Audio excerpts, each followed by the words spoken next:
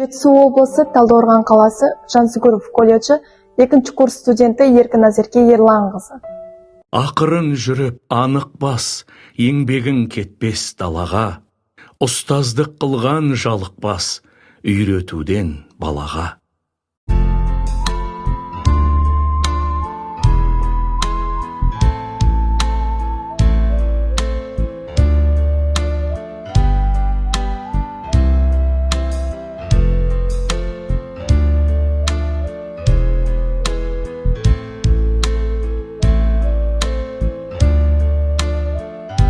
Қазақ даласының беделді ұлы, шығармалары әлемнің 60 тіліне аударылған ұлы ойшыл және жазушы Абай Құнанбайұлын бізге әлем ашып берді.